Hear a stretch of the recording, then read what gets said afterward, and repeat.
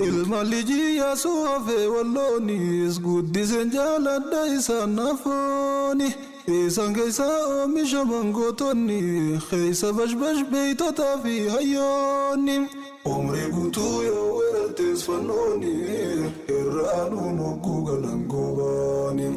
lolli irraan jaamu jireenya isaanii dhiiga tufaatti isaan daangaa dhiigaani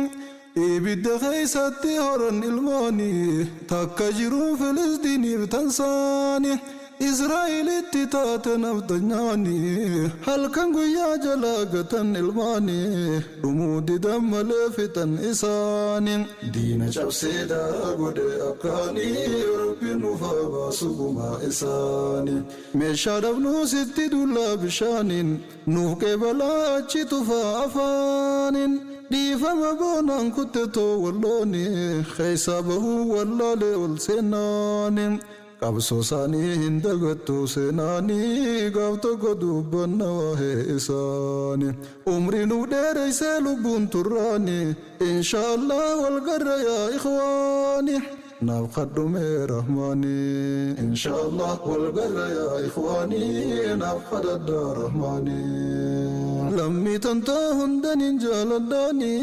khaniin maqaa dhawee khasee fi khaanis sobaa miti fonkoo ta'uun isaanii amantii wal dhabnee banuu saddaani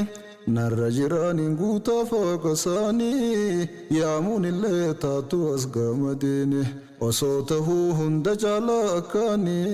kannatti aanu caalaa warra kaani kan amantii takka waliin qabnuuni